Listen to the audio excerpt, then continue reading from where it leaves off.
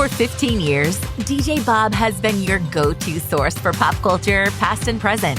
We eat, sleep, and breathe pop culture, just like you. He's interviewed countless fascinating people, from well-known names to everyday heroes.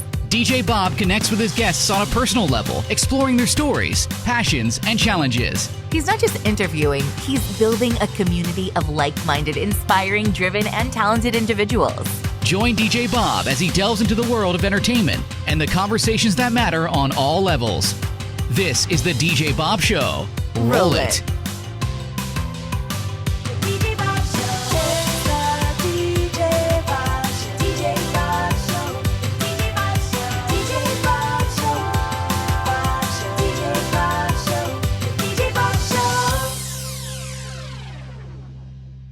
Mr. Turtle, how many licks does it take to get to the Tootsie Roll center of a Tootsie Pop?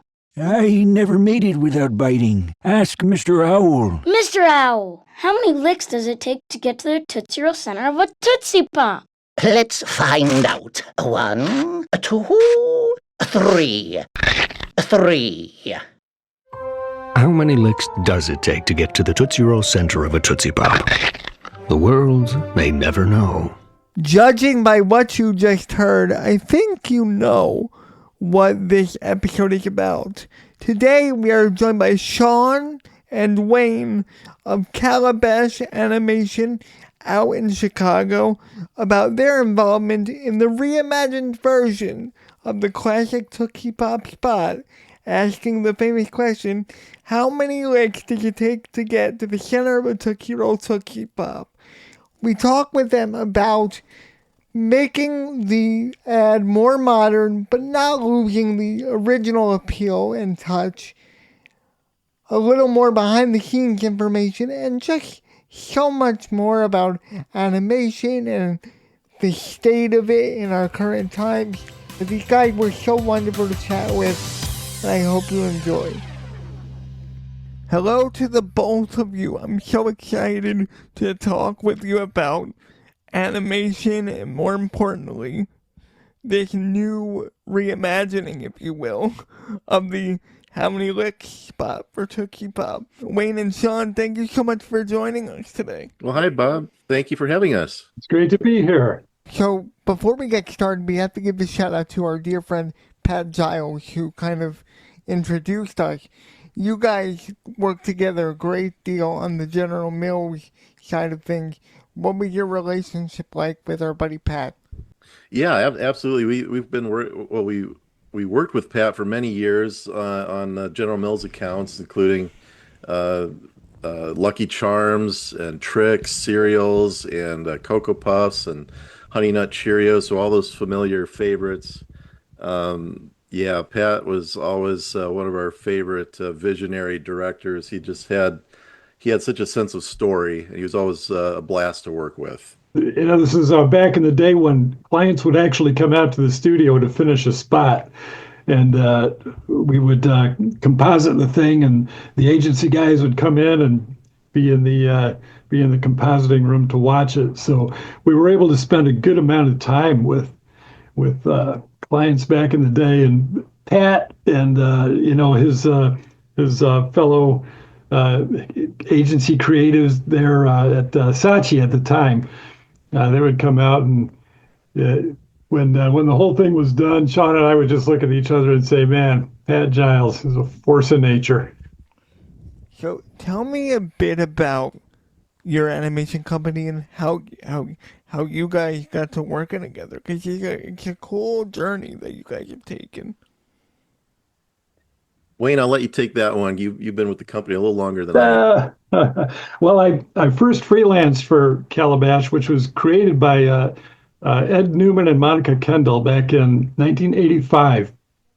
And they had a couple of early great successes that put them on the map and began drawing in some big clients. I first freelanced for them in 87, and they took me on staff in 1990.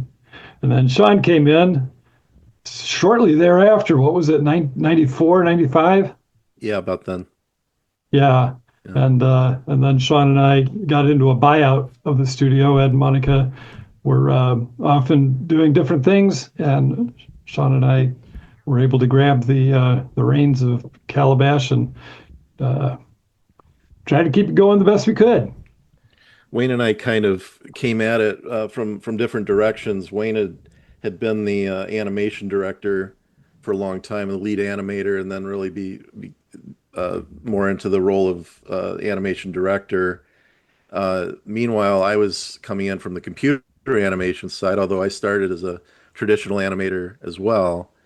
But I was learning computer animation. This was the early days of computer animation. Toy Story had just come out, and just starting to see the potential in that medium. So they knew that this was a future, not necessarily the future of animation, but they definitely saw where it was going. And so I had a real opportunity there when I joined on staff. And over time, it really sort of turned out with Wayne heading up the 2D side of things. I was kind of heading up the 3D side of things. And then, of course, those never are too far apart, especially the sorts of projects we were doing. We were blending 2D animation with 3D animation quite a bit at a time when you'd usually just see one or the other. So, yeah, it was just kind of a cool partnership that evolved over time, and here we are. So what's the hardest part about working with each other? No, I'm kidding. I'm kidding. I'm kidding. But, it's interesting because just in our opening alone, you mentioned, Lucky Charms and Cocoa Puffs, and we're here to talk about, Mr. Owl and the Tootsie Pop commercial here and the reimagining of it. Is it intimidating for you all to work on these things that you grew up with, that many people grew up with? Yeah, it is. You get handed something like that, and you know that it's going to have a lot of scrutiny. There's a lot of people who have a lot of emotional connection to it. It's sentimental. It's been around, since, that thing came out when I was 6. I was 1969. I was 6 years old, and I can remember it, playing on our black and white TV, and you go, they have aired this thing continuously since then in that original form, different edits of it, but it was the exact same thing, and the quality is, obviously what it was. It's pretty grainy when you see the original, which is still all over YouTube, and you think, well, it could be improved, but you know that if you stick your fingers on it and start messing around with it,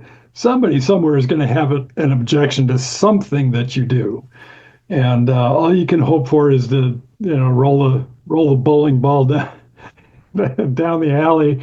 You've got 200 pins to knock down, and you just try to knock down most of them. Yeah, these brands, they have a lot of equity put into these characters over time, and it's kind of, it can be intimidating. You look at the history of some of these characters that have been around since the 50s, and they've evolved over time. Even before we step in, it might have gone through 6 or 7 different iterations. But it's honestly, it's one of the most fun parts of our job, I think, is taking an established character that may be a little bit out of date, and you just needs a little updating. Sometimes a complete overhaul, depending on how old the character is and what the original design is. But it's really fun, a fun challenge to take something that everybody's familiar with, and then see how you can just plus it up a little bit and make it more relevant in some way to today's audiences. So it is a fun challenge. Mm-hmm. And one really cool thing was, I was just thinking of this, that, from 1969 to the time when we started in animation was less time than from when we started to this year.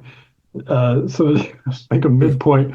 And when we started in animation, both Sean and I, we go back to the days when, to do a animated cartoon kind of thing, you would still draw it on paper, and transfer those drawings, through several steps. You'd have to get your rough animation and get that approved, and then clean it up and do final lines and get that approved. And then you would trace those lines off onto the plastic sheets, the clear plastic sheets called cells, and which was short for celluloid. Although it was never celluloid when we were doing it, it was always acetate, but we never shortened that word down. And then you would trace that off with ink and paint it on the other side, and you wind up with a stack of plastic that would have to go under an actual camera, 35 millimeter film camera on a gigantic camera stand. So, we had a connection to the actual processes that would have been used by the guys who created that original commercial, which was Murakami and Wolf out in LA. So what was the first initial, phone call like or email like, knowing that you would be able to tackle this? Well, that's you, Sean. This is probably the most memorable animated commercial of all time for a lot of people. 100%. Right? Yeah. And for me, I'm a little younger than Wayne, not much, but I remember I had the same nostalgia of, watching this on Saturday mornings in the 70s, and to get to actually work on something that had that much of an impact on me, I'm sure in some way made me want to become an animator.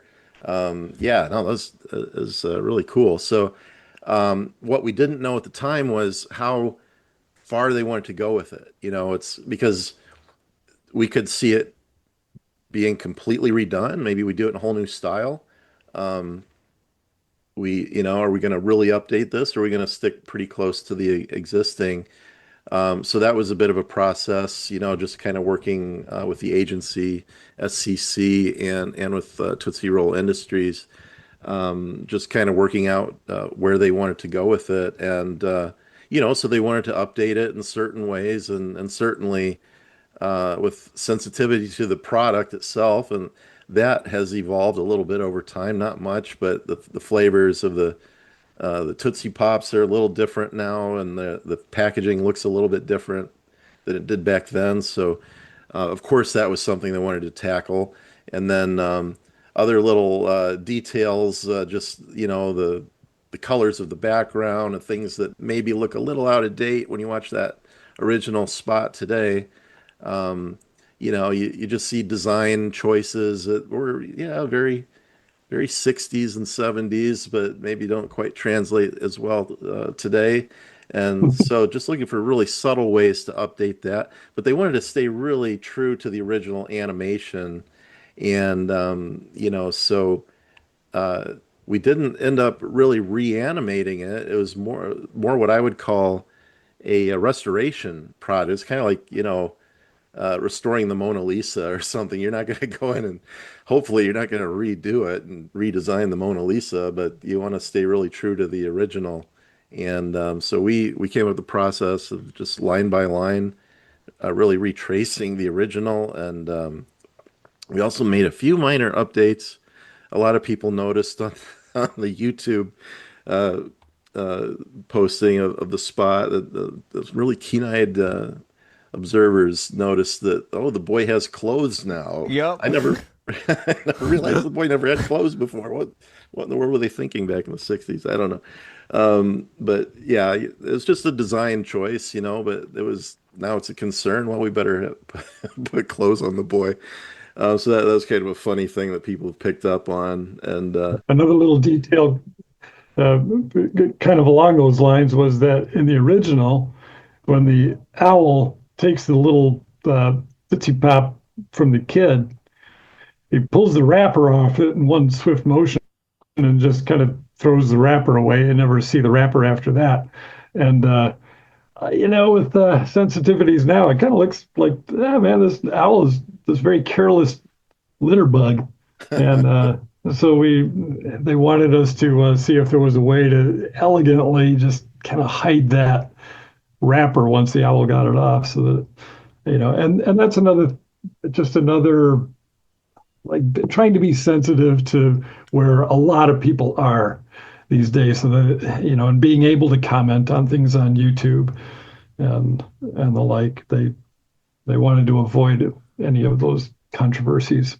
But the design choices that they were making in the 60s, a lot of these kind of hold together. And Murakami Wolf was also the company that did a show called The Point, which had music by Harry Nilsson. Oh, yes. Yeah, so if you look that up and take a look at it, you see these tremendous similarities between the character, how he's drawn, a little character called Oblio, and the kid in this spot. They're quite similar. Neither of them have clothes. They're a simple outline shape, not very fussy details, and just kind of painted in with a single block color. And you look at that and you go, well, they're doing some line work on that also looks like the Keebler elf, Ernie the elf.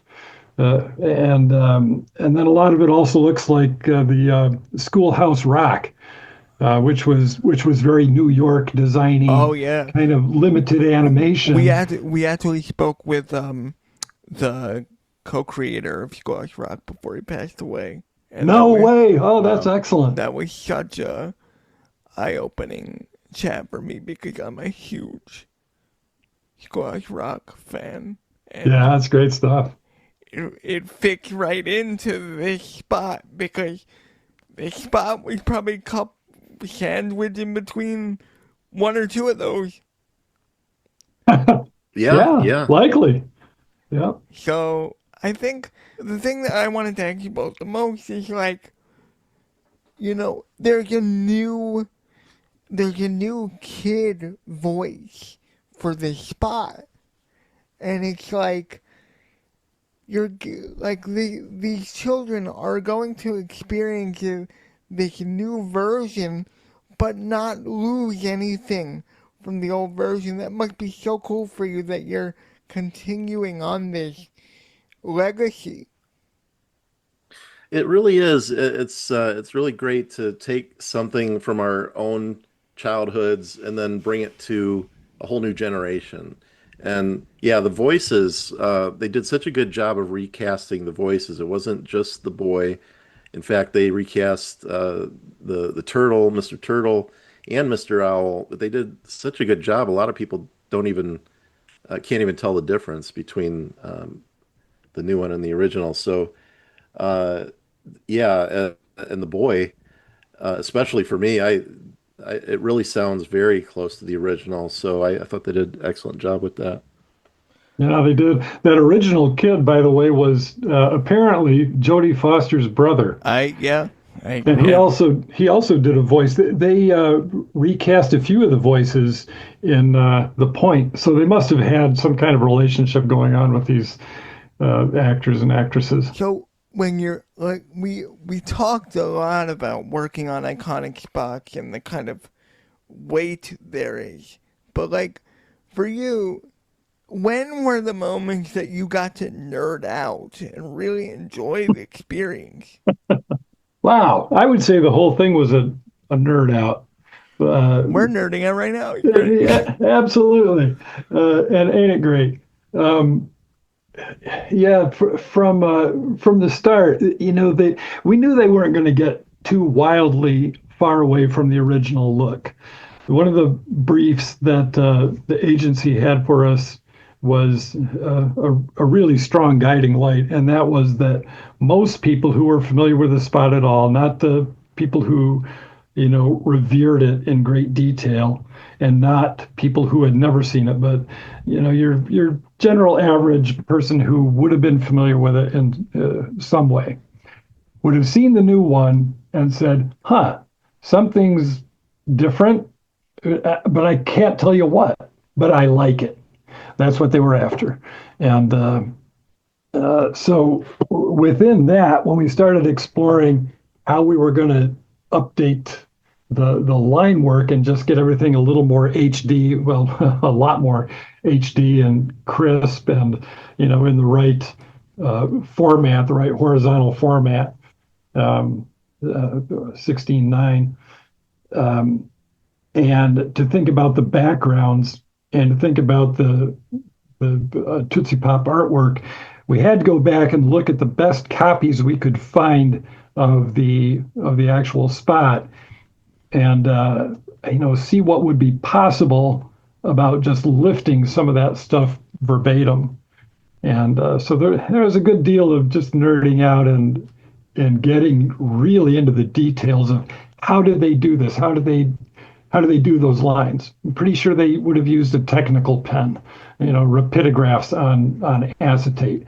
So we were coming up with a look for a line that wouldn't be too digital vectory. So some of the vector tools that we have are so sharp and so crisp, they kind of lose a little bit of the warmth that you get when you're actually marking on acetate. There's a little spread of that ink. And so we came up with several ways to try to duplicate that, because none of the tools that we were working with did quite exactly that. We played around with getting the little tiny cast shadow from in the originals. If you paint on cell and put it over a background, you'd have a little piece of glass called a platen that would go on top of it to keep everything sandwiched together, and then you'd photograph one frame of motion picture film for it.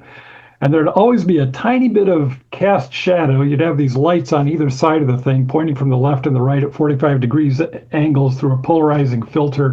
And the whole thing was crazy complex. Wouldn't go back to those days at all. They're just an enormous number of problems. But you would get these little effects that we'd try to duplicate. And so that level of nerdery was pretty steep. Yeah. Yeah. For me, I think it was actually visiting the headquarters in the factory way on the south. Do you remember the name of the neighborhood, Wayne? It's way on the south side of Chicago. Oh man, is it Franklin? Is it Franklin Park? I don't think it's Franklin. No, it's not Park, Franklin. yeah, but I mean, just going into the headquarters, and boy, they love Mr. Owl. They have got some real equity in this character that it really never hit me. I remember it really fondly and nostalgically as from the animation. I didn't realize just how important this character is for the brand. It's everywhere when you go to their headquarters, and so that was just really kind of eye-opening, and seeing way they really, people adore this character, and we're really kind of stepping into a legacy here. It kind of hit me at that point. Mm-hmm. Mm-hmm. That's so awesome, man. I think obviously this podcast is about, the creative experience, but it's also made me realize how much the work that we watch as children or young adults really stay with us over the years. And you don't really realize it as you're watching it, and then it's gone. And then you're like, wow, this was really important to me. So the fact that you guys have made a mark on this spot is fantastic. Well, thank you. And isn't that true though? It's sad to see, change is part of life. Things are always changing in the industry, but as things move away from traditional media, I just feel like we're missing something. There were stories here. There were things that we in these characters that we grew up with between the stories. These are stories. These are little stories between the big stories, and during those commercial breaks. And we have as much fond memories of those as we do of the cartoons that they were interrupting. So, it's kind of sad to be losing so much of that. And so much of the appeal of that original spot is in they're just telling a good classic joke, especially in the 60-second version of it, where you get the two setups and then kabang, you get the cow. Well, I guess it's three. You get the cow and the fox and the turtle, and then this smarty pants owl. And the fact that the first several characters are just kind of these, um, you know, they're just guiding the kid onto his next thing. They're being totally straight and totally honest with him. And then the owl turns out to be this, you know, he like steals the kid's sucker and eats it, which is Yeah. hilarious, you know, and it's very witty. And there's just something about how that joke is told in the original that you can't top. And it's a great character. You know, it's like it's hard to dislike the owl. He's so likable for taking advantage of this kid. And in the 60-second version, you know, the kid walks away saying, if there's one thing I can't stand, it's a smart owl. You know, he walks away with his, you know, eaten Tootsie Pop stick. And, you know, and then that's it. And there's something wonderful about that. It's very interesting because even growing up when I did in the 90s and early 2000s, all we got was that, I think it was 30-second spot, where it's just the Mr. Owl. There's not even any lead in. Yeah, yeah. He starts out with the turtle, and it does miss something for the lack of that setup. You know, it's like a good classic joke. You know, that starts out with, "So this guy." You know, so this guy who works in an aquarium is summoned by his boss, who's looking very worried, and you know you're in for a little bit of a ride. Uh, So, what version of the spot did you watch the most? Did you explore the other versions, like, just to see? not as much.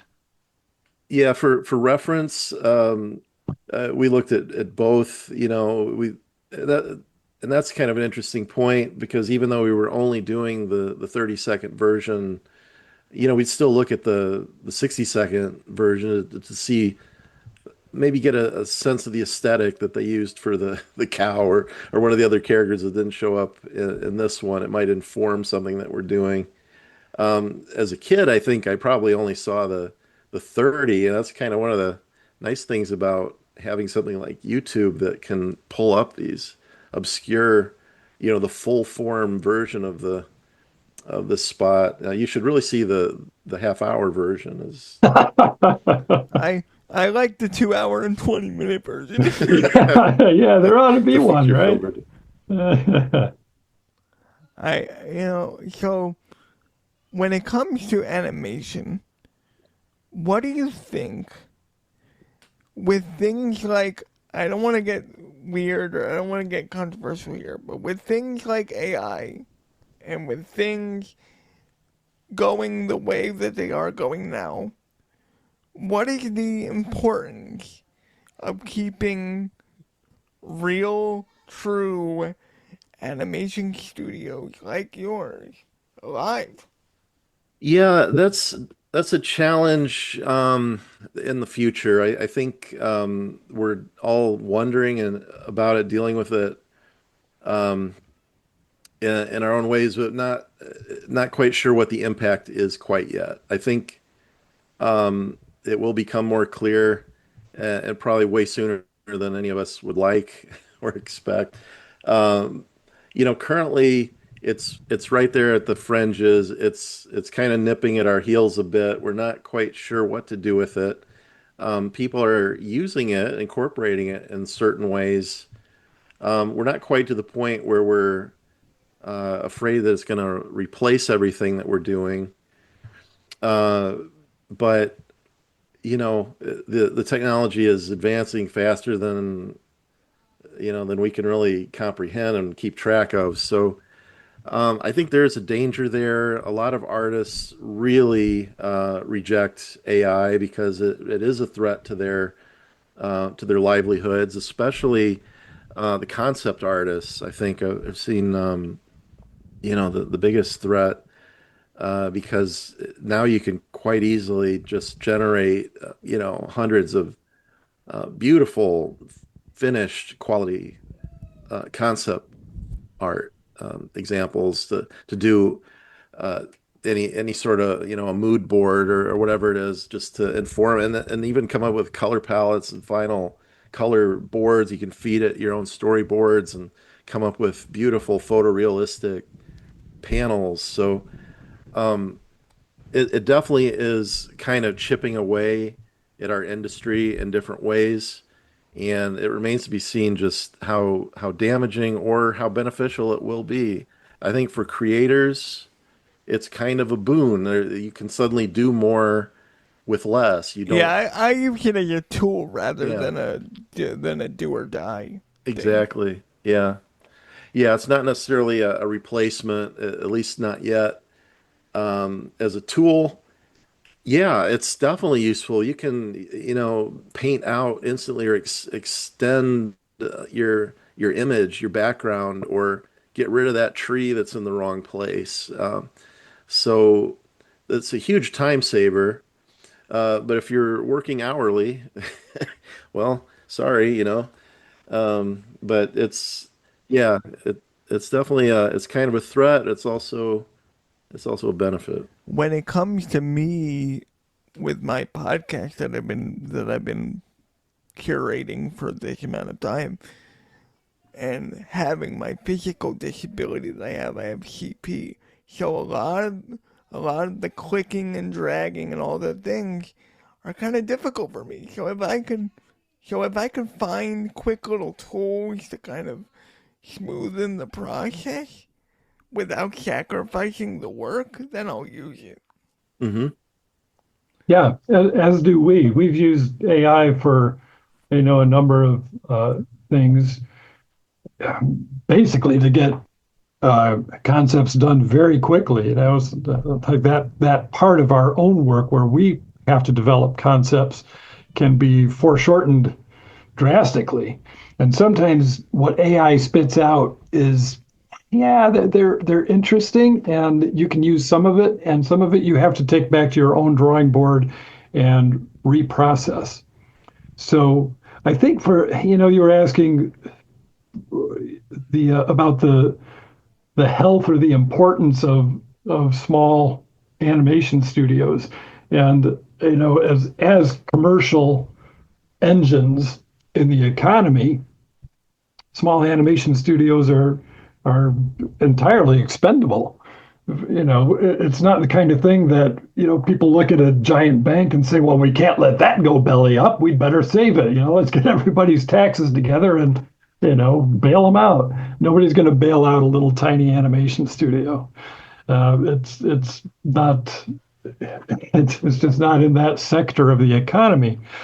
But when the people who want to hire a commercial animation studio, if they like the legacy of that studio and the minds in that studio and what that studio has created, and you've got a certain look, you've got a certain thing that goes into your work that people want, then as long as you have enough clients who will line up and be asking for what it is you do that's unique that AI will never do, then you're golden. So of course, we've been having the conversation, and of course I gotta ask the real hard-hitting question, which is, of all the characters in the Tootsie Pop spot, what would be your best friend if you met them in person? And why?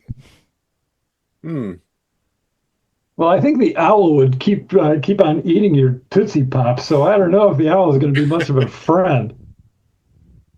I'm going with the announcer at the end. He sounds like a pretty cool dude. Oh, yeah. And in the original, that voice was Herschel Bernardi, who also did the original Charlie the Tuna. Just another little tidbit there. Yeah.